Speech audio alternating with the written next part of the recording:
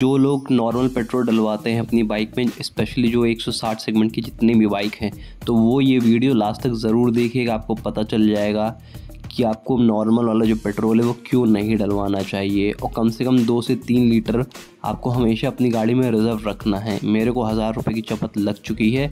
और ध्यान रखिएगा, मेरी गलती से आप सीख सकते हैं, तो वीडियो लास्ट तक देखिएगा, आपको सारी चीज़ें बता दूंगा मैं।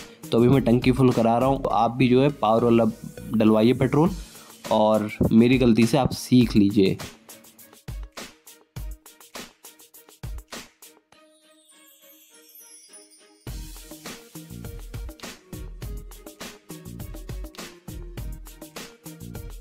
तो भाइयों राम राम, मैं वापस से आ चुका हूँ एक नई वीडियो के साथ। और इस वीडियो में मैं आपको कुछ इंपॉर्टेंट चीज़ बताने जा रहा हूँ जिसकी वजह से मेरे को 1000 रुपये की चपत लग गई थी।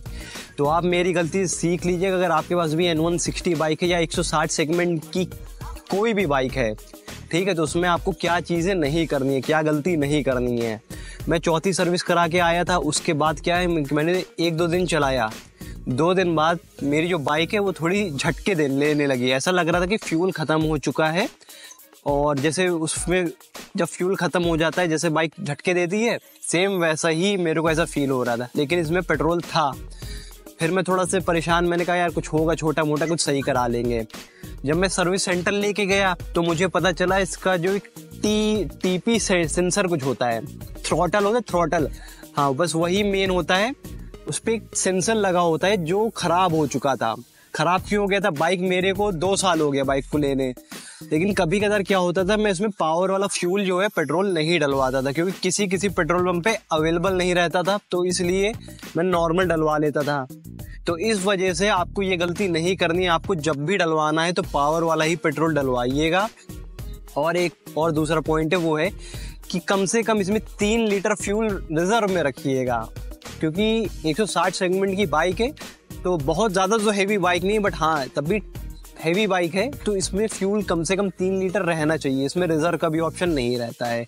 तो 3 लीटर से कम फ्यूल मत रखिएगा। और जब भी फ्यूल डलवाइए तो पावर वाला ही डलवाइए, वरना जो थ्रॉटल होता है उसमें क्या होता है, नॉर्मल जो फ्यूल होता है वो कचरा बनाता है। तो कचरा बनाता है तो इसलिए थ्रॉटल में दिक्कत करने लगती है। तो थ्रॉटल की सफाई करवाई, बट सफाई करने के बाद भी उसने बोला था भाई दिक्कत आएगी, और थोड़ी बहुत दिक्कत आई भी। तो मेरे को वो सेंसर जो था वो चेंज ही कराना पड़ा। टीपी सेंसर करके कुछ होता है, एग्जैक्टली मेरे को ध्यान नहीं है, इतना बड़ा होता है वो, समझ लीजिए एक तरह से बाइक का दिल है। तो वही ख़राब हो गया था। और थ्रॉटल की भी सफाई हुई थी, तो थ्रॉटल साफ़ कराया और टीपी सेंसर चेंज कराया, तब जाके बाइक जो है मेरी नॉर्मल हुई है। 2 साल हो गए थे बाइक को, मैं ध्यान नहीं देता था, फ्यूल भी कम रखता था। कभी जैसे एकदम एक्सट्रीम में भगा रहा हूँ फ्यूल का मैं, और हाँ, और नॉर्मल वाला पेट्रोल डलवाता था। तो इस वजह से ये सब दिक्कतें आ गई थी। तो आपको 2 चीज़ें एकदम ध्यान रखनी है, वो है कि 3 लीटर से कम आपको पेट्रोल नहीं रखना है बाइक में। और आपको और क्या था, हाँ, और अरे यार ब्रेक हो रहा है, रुको।